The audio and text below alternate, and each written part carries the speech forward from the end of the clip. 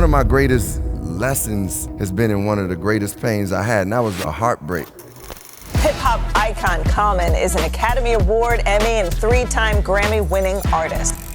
What was the hardest part about learning to love yourself and take care of yourself? Sometimes I can bring that little Rashid into the present and those feelings of being rejected and make this new rejection greater than what it really is. Heartbreak, therapy, you're talking about the trauma you've been through. These are not themes that hip-hop's known for. All I was doing was telling my truth. How have you learned in the moment to deal with that emotion and to learn how to trust? You understand what energy you want in your life and who deserves to be in your life. I usually wouldn't seize the moment. The thought came to me like, I'm gonna call John Legend. And I tell him, hey man, I'm part of this movie Selma. They don't want a song from us, so we submitting it. But will you do the song? And he said, the #1 health and wellness podcast. Jay Shetty. Jay Shetty. The one, the only Jay Shetty. I'm so excited to finally share the live interviews from my very first podcast tour presented by Chase Sapphire Reserve. This one was recorded live at the legendary Chicago Theater with the one and only Common. Special thanks to MSG Entertainment and the Chicago Theater. Chicago, peace. I love this place, Chicago. I am so excited to be here tonight at the Chicago Theater in Yes. Chicago with Mr. Chicago. What a blessing. The one Thank and you. only Common. Thank you. Common, I want to start off by just saying how grateful I am to you for your artistry. I grew up listening to you in London. Your music, your words, your energies made it all the way over to the 14-year-old me who was dreaming of being a rapper. Wow. And then I listened to you and realized I wasn't good enough. No. And we've spoken before. We never met until tonight. Yeah. And your voice has such a power. It carries so much energy. It carries so much. That the frequency you operate at comes through your voice so powerfully. And I want to start off by asking you, today obviously we know you as the Emmy Award winner, the Grammy Award winner, the Oscar Award winner. Yeah, give it up, right? It's like, there's not many people. But I want to know who Common was before the Emmy, the Grammy, the Oscar, because that's what we've been talking about tonight, is when you're at the start of your journey. Who were you at the start of your journey? Well, first, thank you, Jay, and thank you all. And I just thank God for this moment.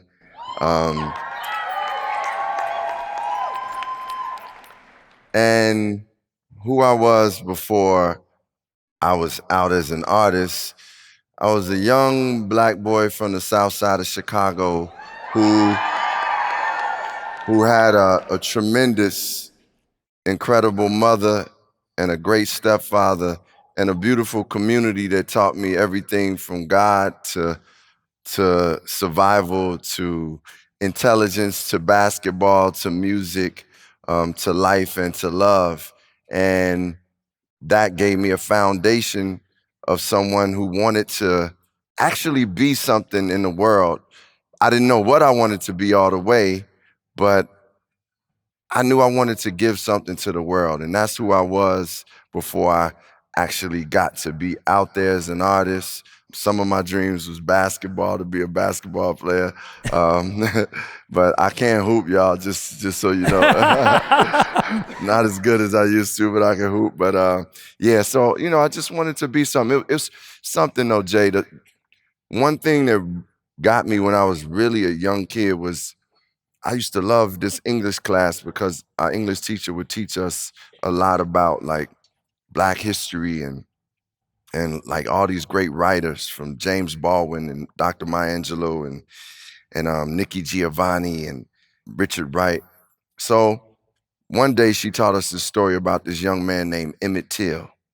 And Emmett Till was from Chicago, and in the 50s, I believe it was 1955, he went to visit his family down in Mississippi and went to the corner store with his cousins and was accused of whistling at a white woman.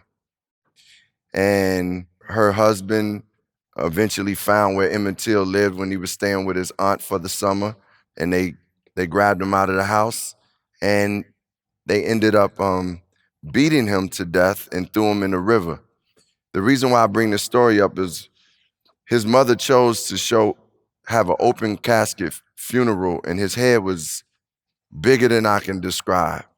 And the way they had beat him for whistling at a white woman what he was accused of, it always hit me in a place where I felt almost like guilty.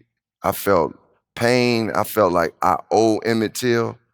And that was really a real driving force in my life. Though I never met Emmett Till in my life, his spirit was like something that I felt like I had to live for. And for those people who had been like him, who had lost their lives for no reason, but specifically Emmett Till. Now, that was one of the driving forces for me as a kid, even though I didn't know what I wanted to be.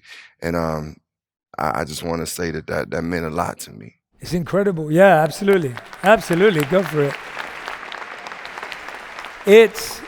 It's incredible to me how people we've never met and people we've never seen, how their stories can transform our lives. For me, when I was growing up, I was reading everything from David Beckham and Dwayne "The Rock" Johnson when he was a wrestler, all the way through to Martin Luther King and Malcolm X. Yes. And I was really lucky that my dad would give me biographies and autobiographies of these people.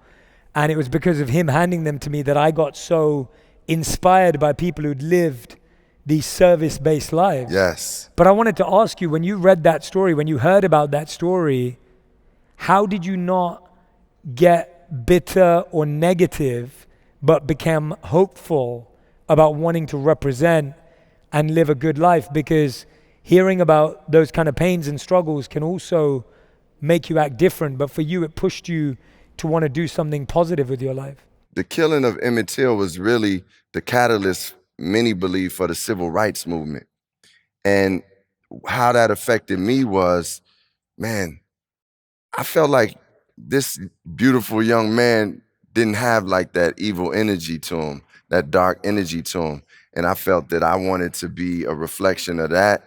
I strive to approach life in ways where when I would go through something, I would figure a way out by figuring out the positive, the lesson in it. And I didn't have that type of like information as a kid, or like I didn't have it like really developed, but I knew that as a kid that I didn't want to be putting negative energy out there, even when I was dealing with difficult moments. That didn't mean I didn't feel those difficult moments or I didn't have the anger, but I couldn't stay there. And I knew when I saw what happened with Emmett Till, yes, of course I did feel some anger and like, why did that happen to him?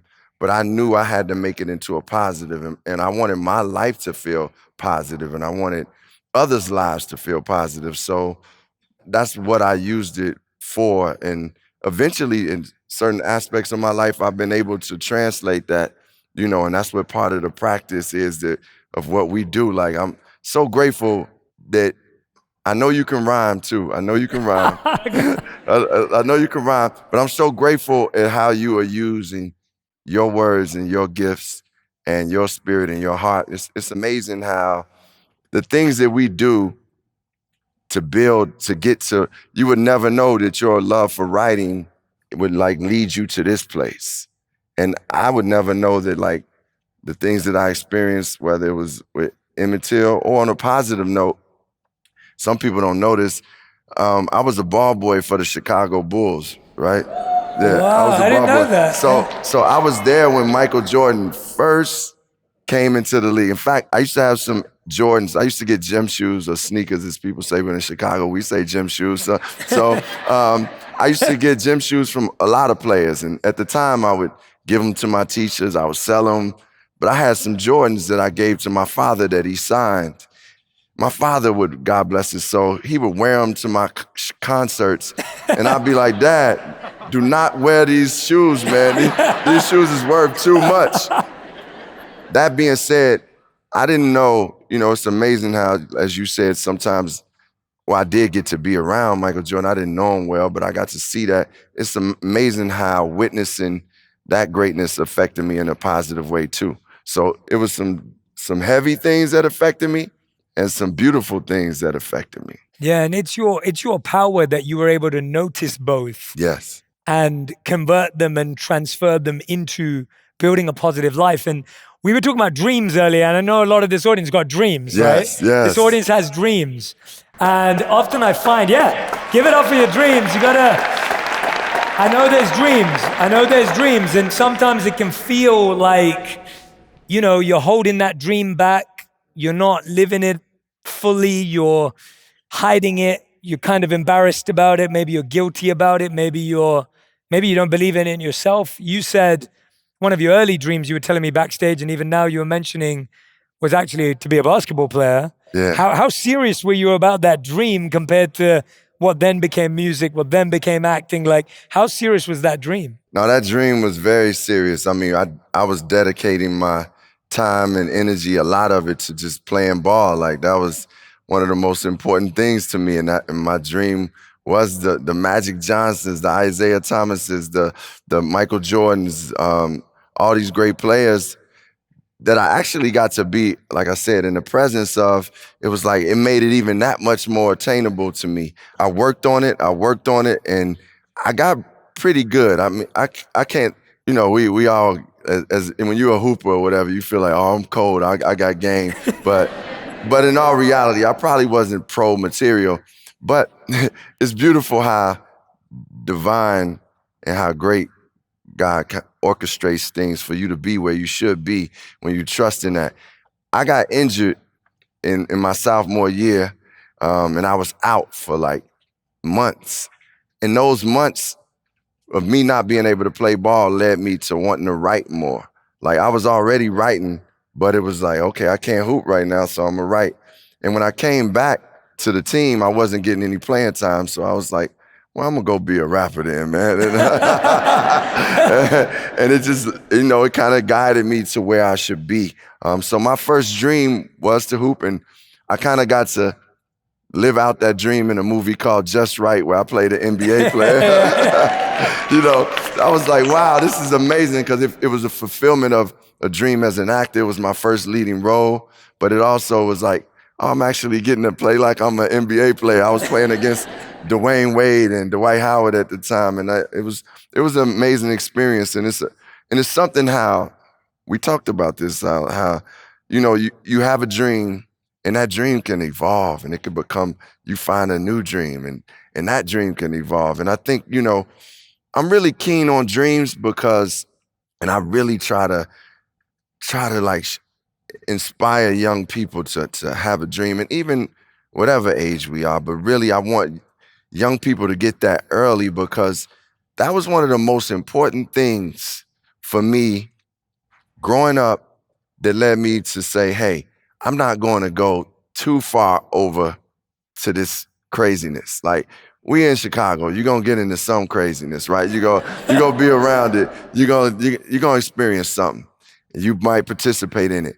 But because I had a dream, I would only participate but so much. I had a boundary. And that truly was my guiding light. Like, you know what? I want to be something. I want to do something. And even as those things begin to evolve, it still became a boundary for me to be like, all right, y'all doing too much. I can't do that over there. The thing I love about that, and I want us to take away from this, is sometimes your first dream doesn't work out. And I think for a lot of us, when our first dream doesn't work out, we think it's dream over. Yeah. Like game over. That's it. Now we can't live any part of our dream. And, I was saying my first dream, real dream, was to become a monk. That's what I thought I was going to do for the rest of my life. Yeah. And I did it for 3 years. And when it ended, I felt like I'd failed. Like, I felt like it was over. And I felt, how am I ever going to spread what I've learned? And how am I ever going to live a life that's dedicated to spirituality? Like, will that ever happen again? And it's incredible, the plan, as you've been saying, that God has for you. And I was sharing this earlier with a couple of people. I was saying that God's imagination is far better than my imagination. Yes. Right? But yes. It's a scripture in the Bible that says his thoughts are greater than your thoughts. That's very important for us to understand, because sometimes in that dream, you like, I want it, I want it, I want it. Because I have that, I still have it to this day. I want this role, I want this role. And it doesn't happen. And now I've grown to understand that God's dreams and his thoughts are greater than my thoughts. So for whatever reason it is, I'm not supposed to be in that particular film. I'm not supposed to be with that particular relationship. I'm not supposed to have that particular job. I'm not supposed to have that house that I really knew I wanted. It's hard to grab onto it at times, but the more and more, we practice it and speak it and know it and trust in our Heavenly Father, in the creator of the heavens and earth, and know that that plan is a master plan, and all we have to do is listen and be in tune and get the lessons from it too. Life becomes more beautiful, and I can look at those moments where I haven't gotten a role, and that doesn't mean that I don't feel like, damn, man, I really wanted to be working. I was excited about this script. I'm not going to fake and act like I didn't, but I can say, okay, Creator, I know you got something greater for me, something out there, and I'm going to do whatever I need to do to be present and also be obedient and surrender to what the higher plan is. Yeah. Yeah, I saw something the other day that really resonated with me. My friend sent it to me, and it said something like, when things don't go your way, it's God in the universe saying, not now, not this, I got something better. Yes. Right? Yes. And it's that understanding of just being able to have that trust in the moment. I want to ask you that. How have you learned to build that trust in the moment? Like you said, we're both human. Yes. We're not perfect. You feel that pain. I feel that. I want to achieve things. I'm trying to build things. I'm trying to create things. And I'm the same. I feel pain. I'm not going to sit here and lie and say, Yes. oh, I just trust everything. And, I'm beyond that. No, that's not true. Like, I feel upset. You're like, oh, gosh, I worked so hard for this. I put in so much effort. We did everything. What happened? When you've done it enough times, you get a better relationship. But how have you learned in the moment to deal with that emotion and to learn how to trust? It's been a process. And as I said, it's a practice. I was thinking earlier today about how we always talk about bad habits, but I started thinking about good habits.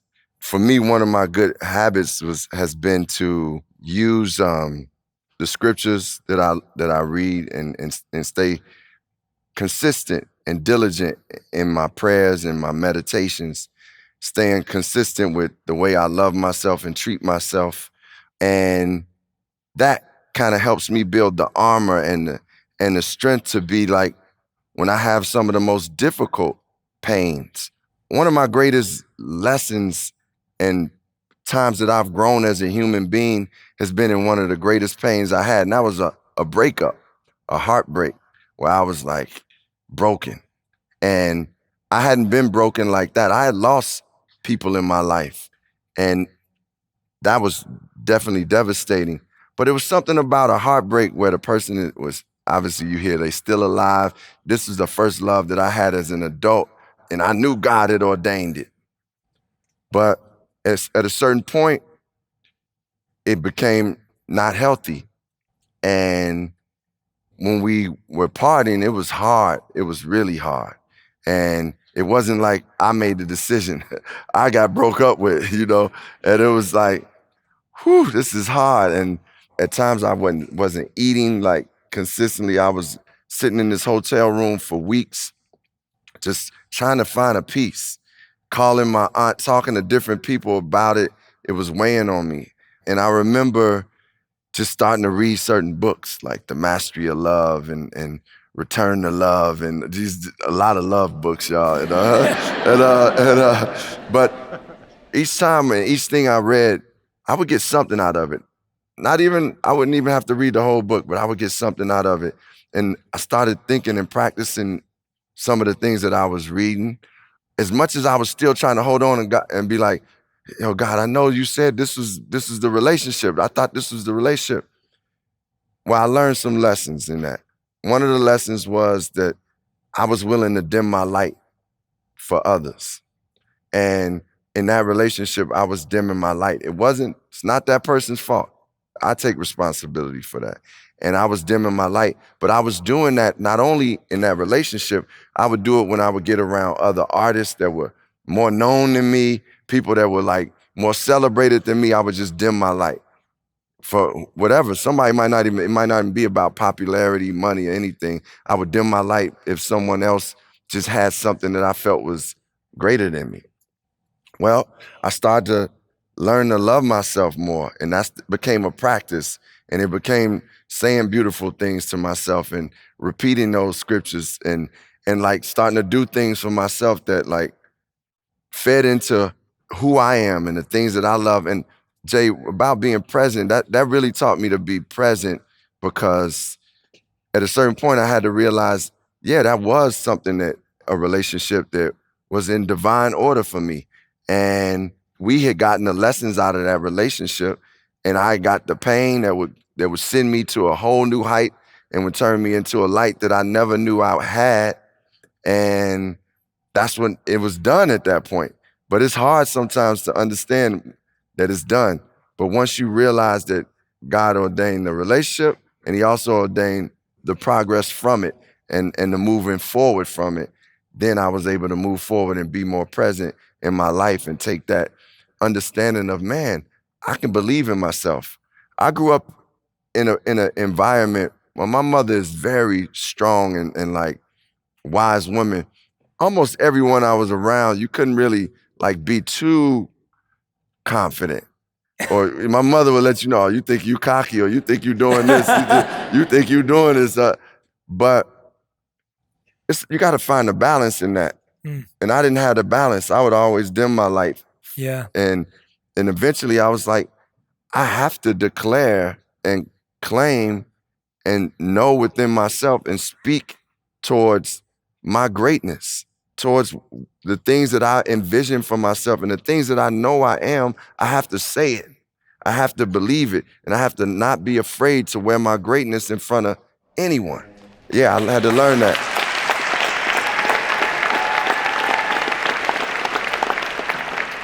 This is going to be a surprise for everyone. I wanted to check if there was a poet, a rapper, a spoken word artist in the audience that wanted 60 seconds to share with the audience and with Common their skills. I remember getting the music. I was going to my father's memorial. I was overwhelmed. I ended up writing that song, and that song became the song that we ended up winning a Golden Globe, winning a Grammy, and winning an Oscar award for. You either grow together or you grow apart, Yeah. but both are growing. Yes. And you often miss that when you feel like, oh, well, if we stayed together, then it worked. Then it was good for me. Yeah. But if it ended, it wasn't good for me. As I was listening to you, I was thinking about something that I always try and remind myself, especially when it comes to people going through breakups, is that you either grow together or you grow apart, Yeah. but both are growing, Yes. right? We Yes. think if we grow together, we're growing. Yeah. But you also say you grow apart, Yes. but Yeah. there's still growth Still growth. in that journey. Yeah. And you often miss that when you feel like, oh, well, if we stayed together, then it worked. Then it was good for me. Yeah. But if it ended, it wasn't good for me. Yeah. And I wanted to ask you about, these themes. I don't want to take it for granted. The themes you're talking about heartbreak. You're known to talk about therapy. You're talking about the trauma you've been through. We have your beautiful book here, And Then We Rise, A Guide to Loving and Taking Care of Self. These are not themes that right, give it up, yeah. These are not themes that hip-hop's known for. To have you sitting here and you're talking about this balance of your mama being too cocky. It's like that, like hip-hop has that bravado, that, that feeling of, it's not really about humility, it's more about ego and being present. Then here you are with all these awards and all this achievement, but then you're talking about trauma and therapy and heartbreak. Yeah. That can't have been easy to start talking about it on day one in that space. I can't imagine. It wasn't, but I will say I did start with a great advantage. And my advantage was I had a group of friends that allowed me to be me and allowed me to be unique, allowed me to be different, and they embraced me. they would talk, they gonna talk their junk about me and like joke on my crochet pants or crochet hats and, whatever like obscure things I was into. But it still was love, and it still was like, we are supporting you. And that kind of helped me to go out in the world and not be as afraid to be myself. So the actual like thought of being myself wasn't as difficult as it would seem. What was the question though? No. You asked. That's that honesty By the way, again. this Junie is good. I do want to know what the question. My mind went to talking about that, but for a second I wanted to know because I also had another thought about when you asked the question. But this Junie, I want to say, man, I really this Junie, man, I'm digging this, bro, for real. Cheers. Cheers. Yes. Cheers. Cheers. Yeah. Cheers. Cheers, brother. Is that right? My question was, how does someone who's in hip hop, which is known for being braggadocious, that's what it is, and egotistic, have the comfortability? Yeah, that's so. I was on my third album, and I was doing a show, and after the show, this guy came up to me, and he was like, "Common, your music, this song you did, it was called Retrospect for Life, and it was about abortion." And I was telling my own experience and story. It started off as a poem, and it eventually was a song. And he said, "The song you did, Retrospect for Life, made me and my wife decide to have our child." And I was, and I'm not saying that this, I'm saying that because that was a moment where it was like, what? Like, this music and me telling my story can affect you in that way? Like, all I was doing was telling my truth. And I was doing it unapologetic, and I just had to do it from my heart because hip hop was the way I was expressing myself in the best way that I could and in the freest way that I could, in the most honest way and sincere. So for this gentleman to tell me that his child is alive because of this song, it made me know that I had a higher purpose with the music and with what I was doing. And that allowed me as a hip hop artist, as a black man, because ultimately when we saying like, yo, you coming from hip hop has been the garden for black and Latino, black and brown people to express ourselves. And then it brought everyone into the garden, which is a beautiful thing. But it was a garden that started with our expression. So when we saying like coming from hip hop, expressing yourself in this way, it's really saying being a black kid, expressing yourself in this way. How did you do that? I felt so good that I knew that I could move my people through the music that I was like, I have to keep expressing myself in this way.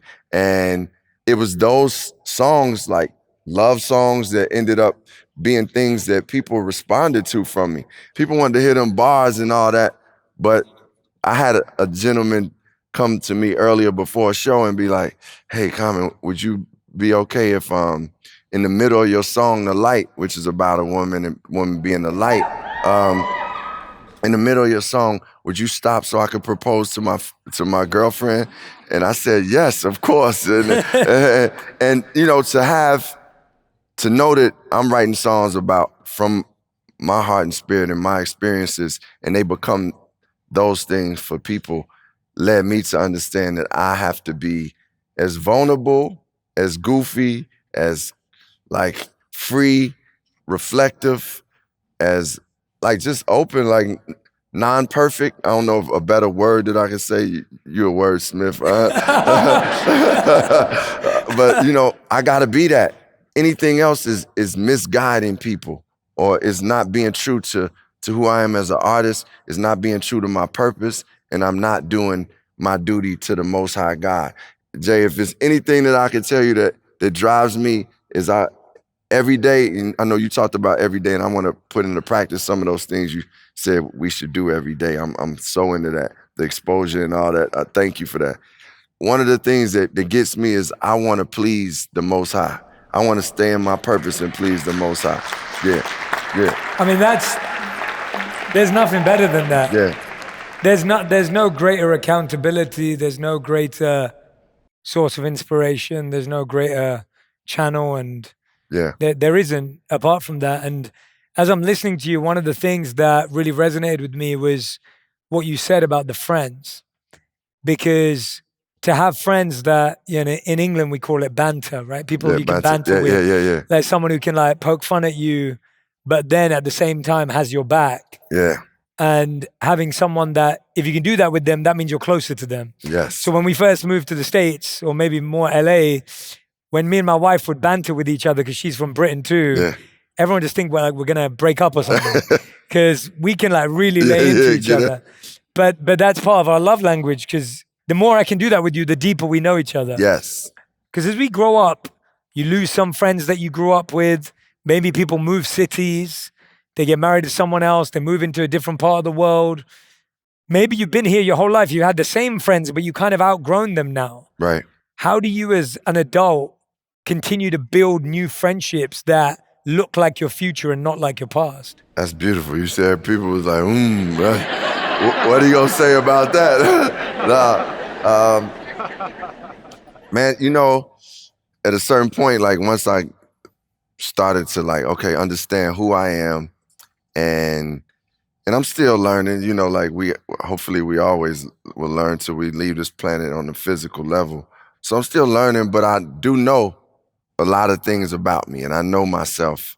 And I think one of the things that has helped me to understand about attracting new friends and who belongs in this atmosphere is people's energy, being discerning about people's intentions, making sure that any friendships, relationships, even moments, you want to be able to give and you want to be able to receive too. You start by giving. Most of the time, if I see somebody, I'm gonna greet them. How you doing? And hopefully they'll greet back. Boom, love. And it's like, it might just be that moment or it may be more than that. But the point is, you understand what energy you want in your life and who deserves to be in your life. And you also have to be accountable for being a good friend, partner, homie in their lives. And like one of my closest friends is backstage with me. Even though we tell the same stories over and over again, like, I'll be like, damn, we still have, we still tell them same jokes about each other, but we also share scriptures. We also share motivation. He'll send me things that motivate. We also talk about life and just being in pain, going through these things. And for me, that's a friendship that evolves. Some people, when you said a very good point, sometimes you outgrow other people, but a great, beautiful friendship and relationship, you all grow as individuals. And even if you're not at the same place at the same time, always, you might get there. And I think for me, just understanding when I'm around people, like, how do I feel around this person? And how does this person make me feel? And hopefully I'm making them feel great. Then that's the type of energy I want to be around. And is this something that's going to be consistent? We're doing this quick movie together and we can hang out at this time, but this is not going to go further than that as a friendship. That happens sometimes, but that's okay. That person is great for your life at that moment, and you all can give each other equal yoke. But ultimately, it's about, to me, just being around energy that is there to better you. Iron sharpens iron, and you bring that into your life. Well said, well said. I feel like when I'm vibrating at my highest energy, it's really clear whether someone wants to match it or not. Yeah. Whereas if I walk into a space and I go at my lowest frequency, I don't actually know where someone stands. Yeah. So it's almost like being at your highest vibration or frequency actually allows you to see what energy someone's at and whether they're willing to match and you're going to match them. Is that new friends? Because I don't have a whole lot of new friends, to be honest. But I do have new people in my life that I work with, that I love, that I'll be there for.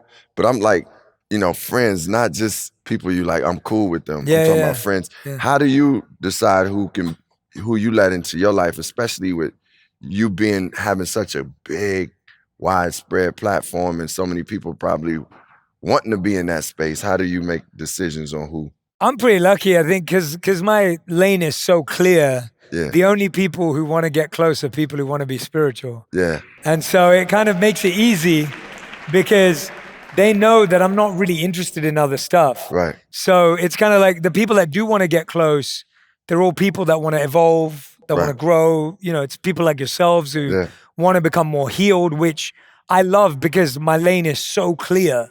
And that's what I mean by when we're vibrating at a frequency that I'm not always at a high frequency, but if our frequency is clear, yes, then it's clear to others whether we're going to be a good time or not. So to some people, I'm the most boring person on the planet because they know I'm not into the three things that they love. But that's why I think it's so good to be clear about who we are and broadcast that. I don't mean necessarily publicly. I mean, when you walk into a room, whatever word you say, the question you first ask, the way you answer a question can completely shift the direction of a conversation. Like when I walk into a room, I want to get into one deep conversation with someone in the corner. I'm not the person who's like milling around trying to say hello to everyone. There's nothing wrong with that. That's just not me.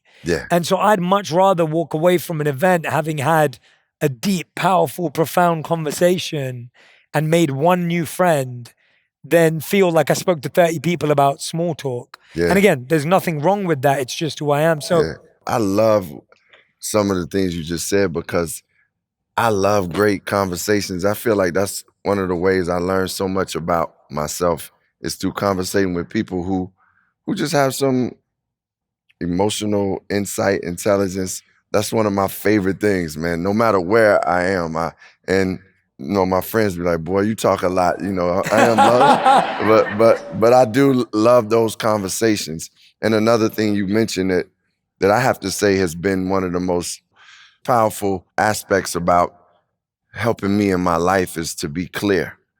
Like taking care of myself when it comes to like the foods I eat, like having like I said, my own meditation and prayer. What does that look like? Walk us through some of those habits, because I feel like this group loves learning about habits and practices and tools and tactics. What are some of yours that you commit to? Wake up in the morning thanking God for the day.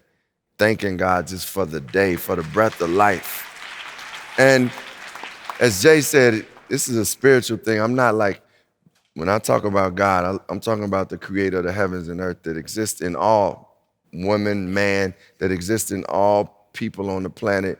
It's not a religious thing. This is about the spirit that created all of us and that exists in all of us. So just communing with God is the first thing. And then I get into, it's certain scriptures that I read that reinforce who I am and my relationship with the creator. And then I get into my prayer, and then I'll get into my meditation. People ask me like, do you do this type of meditation, this type?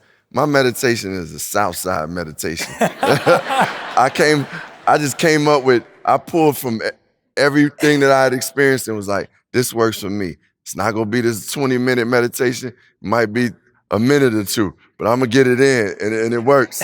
And it works for me. But seriously, it's that meditation. And then I go to this other book that I have that has these mantras and scriptures to them. At that point, you know, like I'm prepared for the day. And going into that day, knowing that, man, this is going to be a beautiful day. Because sometimes I wake up like, something feel funny. Like as soon as I wake up. But me getting into gratitude and just saying thank you for the day and thank you for the breath of life starts to shift that funny feeling. And then like me starting to say the things that I know I'm created for and the purpose that I'm here for, it starts to shift and my day becomes greater just from there. And even if some incidents happen, my perspective on the day is not down because I've done those things. Now, the diet and food side, I got my supplements that I take and, you know, take those in the morning. And then I try to get a workout in. Like I said, sometimes you don't have an hour to do a workout. If you can get whatever time, and it's just movement. What I noticed is when I move around, whether it's a walk, I used to think, I was like, man, those old people be walking, man. You know, but now I'm taking walks. I'm walking in London, walking in the parks, and I'm like, am I that age that I'm walking?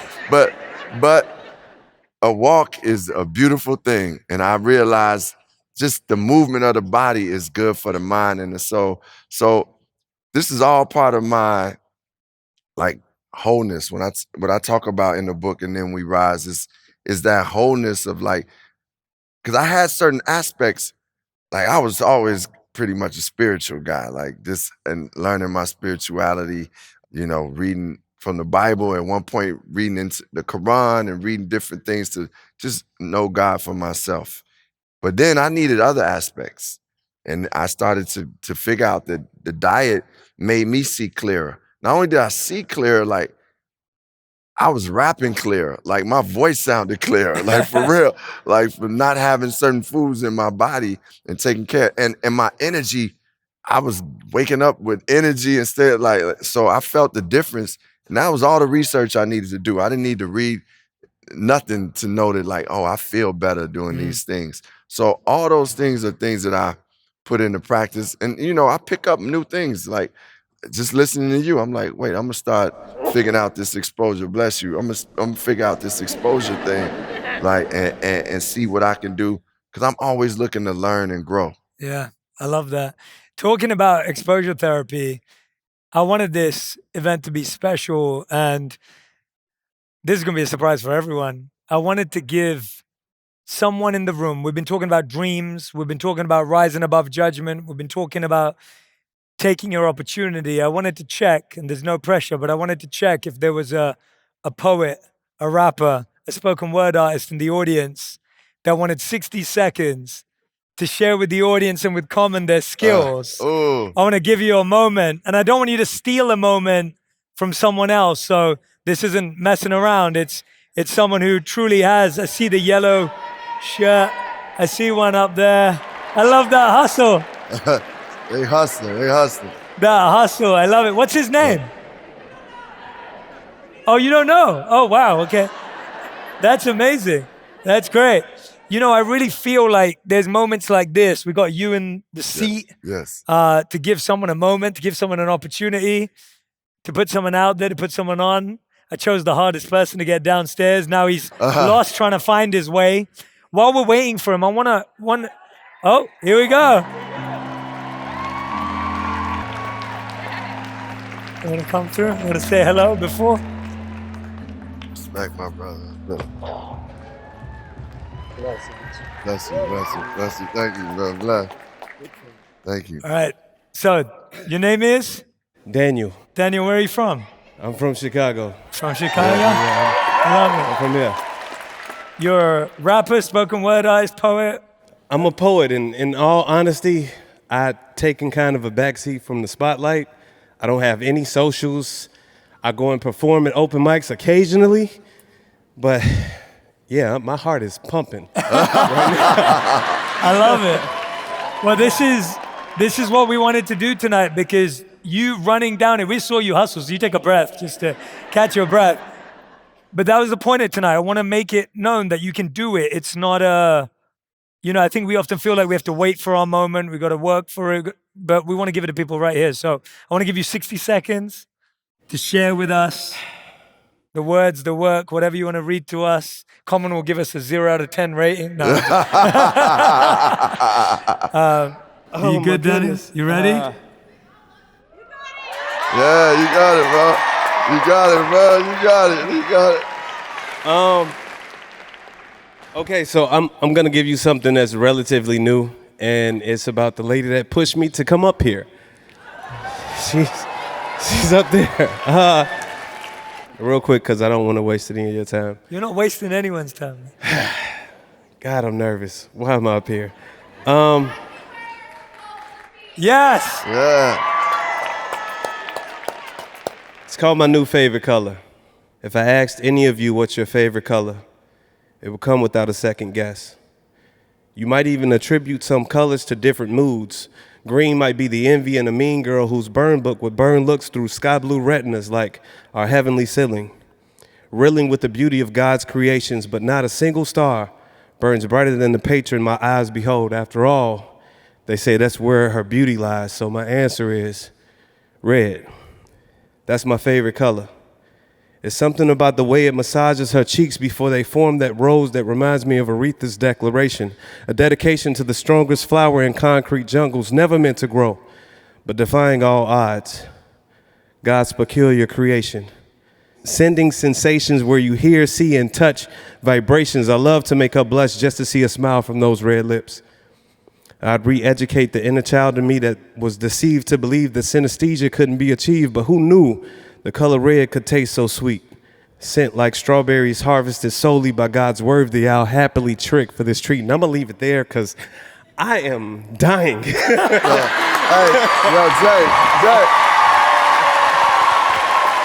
Jay.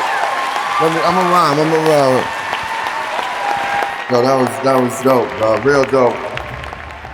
Yo, I know it's kind of hard to handle, but everybody give it up for Daniel. Yo, I say it like this, in God we trust. I see a shirt and I tell MCs they not like us. What can you do? Yo, you know the whole outcome. I see Martin and of course I see Malcolm. We know right now I keep my mind heavy. I keep it all ready when I'm with Jay Shetty. It's like this, calm sense. Yo, I guess you know me. I gotta say rest in peace to that brother Kobe. This is how it is. Wow. Yo, we at your service. We right here in Chicago and this is about purpose. It's on purpose. Yo, I'm telling you, these words is my man Jay. Yo, I told you he's a wordsmith. Calm sense, I'm coming. I got my brother from London. This is how it be. I got 100 styles and running. I can let you know my mind's like a encyclopedia when I come to the Chicago theater, letting you know it's time for me to climb. We talk about the spirituality, it's divine, and I'm coming straight for shot off the head. My man Daniel said his favorite color is red. Yo, I read through books. This how we look. We got to understand calm sense. I never been shook. I've been hanging in places where we hang outside. I'm talking about the west and of course the south side. And that's how it be when I know to go off. And shout out to my people that's even from the north. Calm sense. It's like this, yo, I guess I'm living it. I was cruising up and down the street called Michigan Avenue, grabbing new things that I need to do. Calm sense, yo, I told you I believe in you and believe in me as I'm receiving these things. Earlier we was talking, Jay, about dreams, and that's how it be. The style of be free. I just gotta say respect to G.O.D. Oh!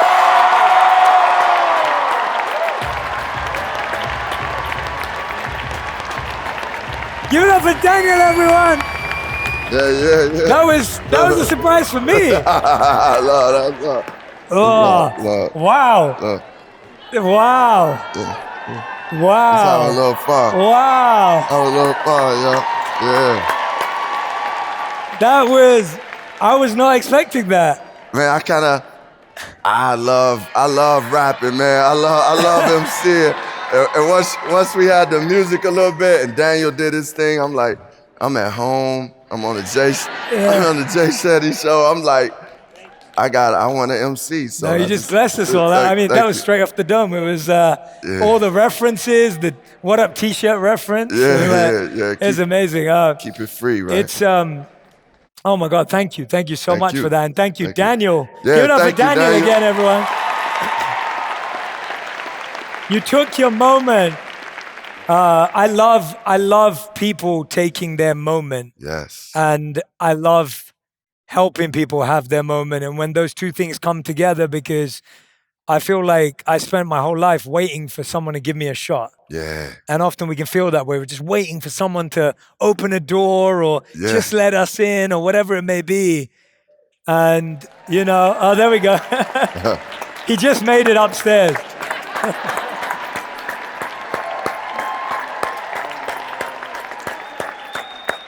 And it's just beautiful when you put yourself out there like that. And I hope that, one of the things I like to do differently in these evenings is have moments like that, because when you see someone who's sitting in the same place as you are, but takes their moment, I hope it's a reminder to you tomorrow when you're at the office, when you're talking to someone, when you're with your family and you've just been avoiding that moment. I hope it gives you the courage and the strength to go, Daniel did that, on Yeah. stage in front of 2,000 people with Yo. Common. And Yo, Jay, I gotta say, like, you made me think about, like, it was a point where I had to learn to take that moment. And this happened to me, this is further into my career. This is basically, I was in a movie called Selma, right? And I was an Love that actor in movie. Selma, yeah. And directed by the great Ava DuVernay, and I mean, it's incredible actors in there and actresses. But anyway, it was about the people of the civil rights movement. And we finished the movie, and the movie had really moved my spirit because we were living in the shoes and in the skin of the people of the civil rights movement. So we got to meet Ambassador Andrew Young and John Lewis, the late, great John Lewis, and it affected my life. I remember Ambassador Andrew Young at our first meeting said, "What are you willing to die for? Live for that." He said, "We were willing to die for freedom and justice and equality, so we live for it every day." Right? Well, all that affected me. We finished the movie, and I'm asking everybody that's a part of it, what are y'all gonna do for the songs? Like, y'all got any music in mind? They was like, yeah, we got something in mind, but it's not you, right? So I usually wouldn't seize the moment or take that moment, and I would be shy about that moment. That's what I was talking about, dimming my light at times. I was on the phone talking to my manager saying, well, what are they doing with the song for Selma? And he was like, man, they said they got some people they want to use, but they haven't locked it in. It hit me it was like the creator speaking to me. God was speaking to me. I literally said, I'm going to call you back. The thought came to me I'm going to call John Legend and see if he would be open to working with me on a song for this. I hang up the phone with my manager and call John. John is in London, and I tell him, hey man, I'm part of this movie Selma. It's incredible, man. It's about Dr. King and the women and men of the civil rights movement. Let's do a song. Now, they don't want a song from us, so we submitting it, but will you do this song? He said, I got you, brother. I usually wouldn't ask my friends, and I have worked with John before, but I wasn't the type to just ask for it, but something, I listened to what God said, look, call John. I did it.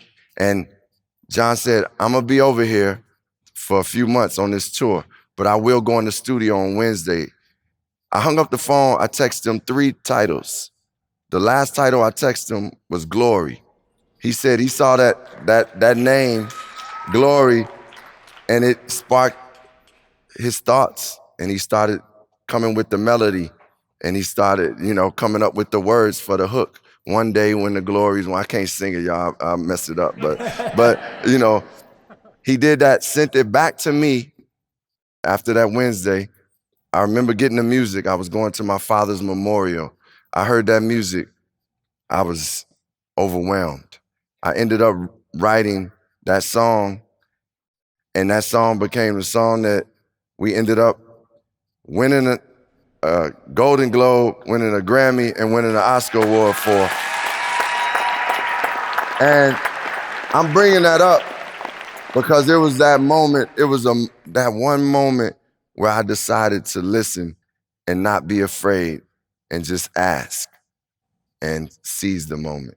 And it happened. Yeah, that was I'm so glad you shared that story. Yeah. I'm so glad you shared that story because I think, that was later in your career. Yes. And you still have that doubt where you have to listen in.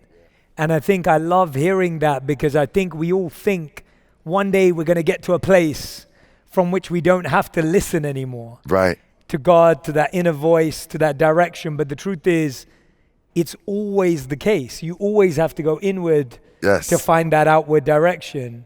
It's not going to happen by constantly looking around at where do I want to be and where do I want to go, and you've got to constantly look inside and hear the ask, hear the calling, yes, hear that question. Yes. Right? Because we're looking for the answer that you don't hear the ask. Yes, man. You know what I mean? Yes, man. Yes. It's a really interesting thing. Like God's trying to ask you to do something. You're like, God, tell me the answer. Right, tell me the answer. And God's like, no, I want you to do right, this. I want you to do this, and you have to be open to the experience and the journey too. It's a beautiful thing, but it's a thing where it doesn't stop. Like, I mean, last week I was like, man, I want this. It didn't happen for me. And I had to like really come to grips and do exactly what I told you all. I work on like just still staying in gratitude, still knowing what's for me is there for me, and really being present. And okay, I prayed for that, and I said, man, if it's in your will, and I use my scriptures and that didn't happen for me, then I have to understand that I'm supposed to be here, wherever you have me, and I'm going to be trusting in that and be present in that. And that's one of the things that it doesn't stop. Like, I was later in my career when I did that with John, when I said, hey, I called him, but it's still moments where I'm like, should I say this to this person? Should I not? But I'm more leaning towards, because I've worked on it to say, I'm gonna speak up for the things that I want, or just say my truth. Like, if it's something that doesn't work for me, I know how to speak up on that too, so. I love that. I wanna take the last few moments to end every On Purpose interview, as we always do, with the final 5. Yes. These questions have to be answered with 1 word to 1 sentence maximum. Okay. So, Common, these are your final. This is a real challenge. This is a real challenge. These are your final 5. Question number 1, which we ask to every guest who's ever been on the show: what is the best advice you've ever heard or received? To love others as you love yourself. I think that's the best. They're the best that I've received. I agree. Question number, oh yeah, give it up. Absolutely, go for it. This is awesome. Question, usually when I'm doing the final 5 with someone, like, I don't get this. So this is amazing. Like, you don't know what a gift you're giving me by being here right now. When we're doing this in the studio, it's beautiful, but we should do every episode with you guys here. It's, that's question number 2, what is the worst advice you've ever heard or received? People say this. They say the same shit every day. I ask them, like, how you doing? And they say, man, same shit, new day. I don't subscribe to that mentality, so I looked at that as like bad advice. And I'm like, nah, it's gotta be something new happening today. Create something new. So create something new, yeah. Question number 3, what was the hardest part about learning to love yourself and take care of yourself?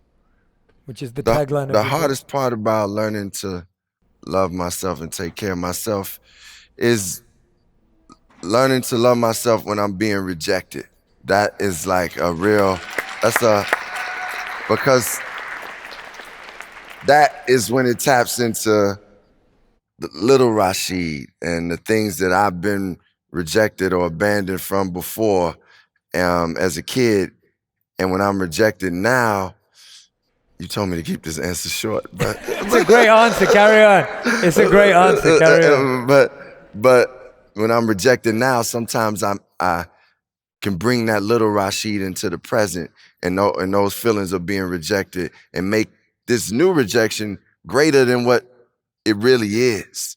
I'm not present in what is happening. So I think loving myself in those moments has been some of the toughest times, but I feel I'm worth it, so I strive for it.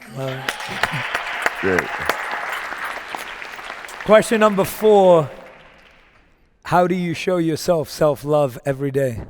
The things that I do for self-love that I spoke about from every aspect, the prayer, meditation, foods, I make sure I'm diligent about it. And like, if my call time is at 5:30, if they coming to get me to go to set at 5:30, I'm still gonna get up and make sure I have enough time to do those things, because that's me loving myself. That's me giving the time to myself that I need. And that has nothing to do with nobody else, but that's me and the Creator. And I think, that's how I take time. And I also have boundaries now too, like where sometimes if somebody I know is taking advantage of me, or just asking for too much and I'm not able or willing to give that, I know how to speak up for that. So that's another way that I've learned to love myself every day. Is speak up. Beautiful. Yeah. Fifth and final question of the final 5. We ask this to every guest who's ever been on the show. If you could create one law that everyone in the world had to follow, what would it be? We would have to go inside of ourselves to find the greatest love that exists. And in every daily activity, we would have to acknowledge that love in ourselves and encourage it in others and see it in others. And that would be the law, to know that love within you and acknowledge it in others and treat them as such. Coleman, we wanted to, beautiful answers. We wanted to do one last special thing with you because you kindly came out to Chicago to be here with us. I want you to take a look behind you in a second when we have it up there. If we get it up, there we go. What, if you could communicate with your younger self now, what would you say to your younger self? Well, you had hair then, brother. Well, I would say, man, no matter what you go through, you got everything you need to be what you purpose to be on this planet. And go out there and do your duty and do it in the highest way and do it with joy, do it with love, do it with grace. And you will make some mistakes, you will go through pain, but God loves you more than anything and you love you. So show the world that love. I love that.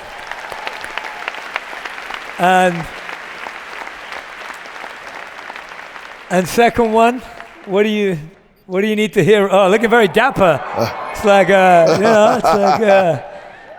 what would you say you need to hear most right now? The quest is still going. You still got a lot of growing to do, a lot more to give. Be free. You're doing well, but you're gonna be greater, and you will do greater. And all those things you envisioning, continue to be patient and be diligent, and remember your purpose. And Jay will have you back on again.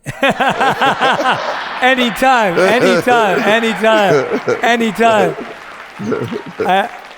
After this next one, I'll see if you want to come back on again. This is, if we get a third one up, it's some AI from the team.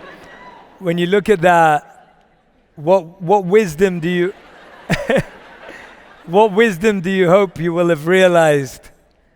Well, in the next 10, 20 years. You finally stop putting that dye in your beard. I would hope that I would still be enjoying like music, creating music, enjoying acting. I would hope to be getting my Morgan Freeman on at that point. And I would hope that the work that I have done is penetrating people's lives and families, and things are just better in the world because of me doing my part as we all do our part. And I hope that I'm just having fun and in a good, healthy relationship. Beautiful. Come on, everyone. Come back anytime. Thank you. If this is the year that you're trying to get creative, you're trying to build more, I need you to listen to this episode with Rick Rubin on how to break into your most creative self, how to use unconventional methods that lead to success, and the secret to genuinely loving what you do. If you're trying to find your passion and your lane, Rick Rubin's episode is the one for you. Just because I like it, that doesn't give it any value. Like, as an artist, if you like it, that's all of the value. That's the success comes when you say, I like this enough for other people to see it.